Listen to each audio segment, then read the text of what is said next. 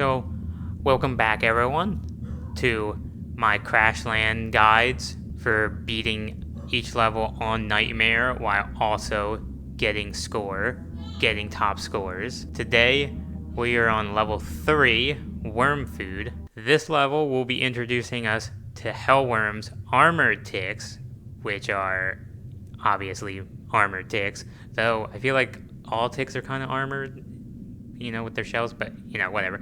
Hoppers again, insectoids again, and then gonads. So this level we got Precision, Plasma Grenade, Burst Fire, and Jobber. This is our first introduction to Burst Fire, which we will see. We will still be starting off with Precision Fire. This is a level, especially if you're trying to go for high score, you kind of want to get your trigger finger down because you're stuck with Precision Fire for a little bit. And some of these enemies, specifically gonads, will take a lot of damage. Again, these will be the perks I will be running, specifically for score purposes. But again, if you're just trying to beat a nightmare, you're not trying to do it for score right now, Speedy and Healthy are very good perks. Bully too, if you want to use that. But whatever perks you feel the most comfortable with, that you feel like help you the most, you can run. But we will be jumping right into Worm Food. I really like the enemy designs in this game, especially the Hellworms. They're pretty terrifying. So, 7 minutes. This is probably the more average length of a level in Crashland. So here we got the gonads. This is where you really try and get that trigger finger down to get rid of these guys as fast as possible. They spit out these mines that can actually be pretty threatening, but you can also use them to your advantage. Use them on other enemies, as we can see right here. Pop, and because that blew up before he actually played his whole death animation, we actually got the points for killing him with an explosive. Now that is a big tactic you can use on some levels with some enemies.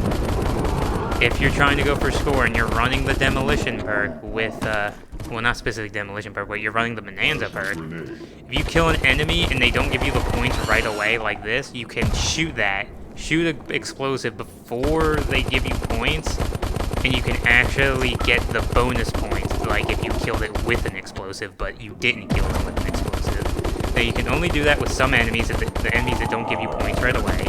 So there, we weren't able to kill him with an explosive, so we had to get it. But that is a good way to get you more score if you're not able to kill them with an explosive. You can just do that and get the bonus points even though you didn't actually kill that enemy with an explosive. So a neat little strategy you can do, but obviously for some enemies that give you points immediately when you kill them, it doesn't work.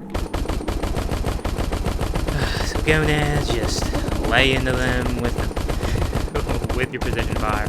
They'll be throwing up all these bombs. You can take them out if you want to. They're kind of tanky though. So, but you can use them to your advantage. Just make sure you don't confuse them for boost balls, because they do show up on the radar as boost balls, and they also kind of look like boost balls. So you do want to be wary of that.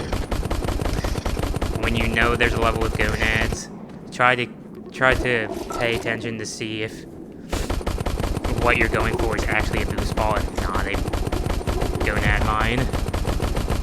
Now that we got burst fire, you can use that to kill gonads faster without you having to destroy your trigger finger.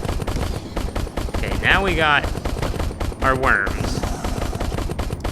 Like I said in the last one, levels aren't always the same with the way enemies spawn, so sometimes you might get some enemies like a hellworm a lot earlier than usual. But if you're going for score, you want the bigger enemies to spawn as much as possible because they're worth the most points. With the hellworms, if you just stay strafing, they're almost never going to hit you with the rocks that they throw. So if you just continue strafing, they won't be much of a problem. Obviously, you don't want to get too close to them because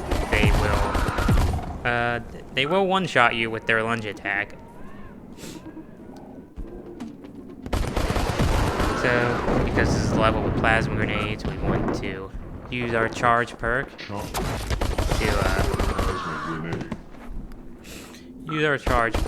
to kill as many enemies with explosives as we can. Just like that. Split the boost balls when you can. Alright, another gonad. Trying to hit them with your plasma grenades to kill them faster, but they are a little bit difficult to consistently hit with. Like that. So if you don't want to try and aim, you can always just swap to the chopper to get quick damage on them. And this is why I really like the charge perk though, because it allowing you to use your boom shot way more often. Allows you to kill enemies a lot faster, get out of situations a lot faster. I really feel like charge is almost as important as like healthy or speedy, because being able to use your boomstick way more often is very important. So another thing is learning when an enemy is going to actually do an attack. Some enemies like the Hellworm, you can see like he was very close to me there, but I wasn't exactly hurrying up to get away from him because he wasn't getting ready to do his attack.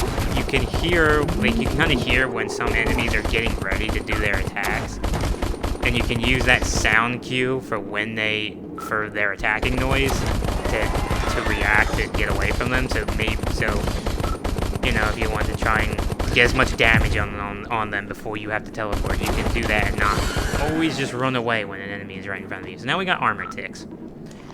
Armor ticks, as you can tell, don't take any damage when you shoot them in their shell, unlike normal ticks. So you do need to, they can be pretty threatening, so you do want to try to kill them as fast as possible. Like if you see that they're far away from the rest of the enemies, you want to try and rush them down to get rid of them, because they can be very threatening if other enemies are around you when they decide to attack. Because unlike smaller ticks and like long legs, get the bonus points as we can. Oh, yellow boost ball. But because unlike the big smaller ticks and like long legs, when they grab you, you cannot teleport. With the small ticks, you can still teleport to get out of their grasp. But like long legs, when they grab you, you cannot move, you cannot teleport, so you are just stuck there taking damage and possibly dying from the other creatures. So you really want to make sure you mitigate being grabbed by the armor ticks. So when there's nothing nearby, you know, you can go up to them, lay into their weak spot to get rid of them as fast as possible, so they're not a threat and you don't have to deal with them when other enemies are near you. And also, why plasma grenades are very important. If they do grab you and you know you can't kill them before it kills you or before something else kills you, shoot a plasma grenade at them, get them off of you, and then get as far away as you can. So we're not doing bad.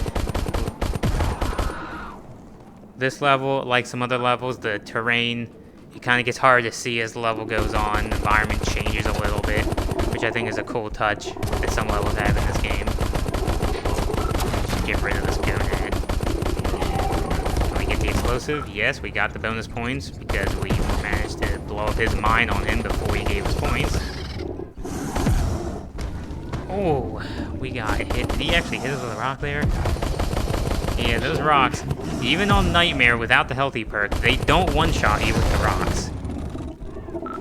Well, the smaller ones don't.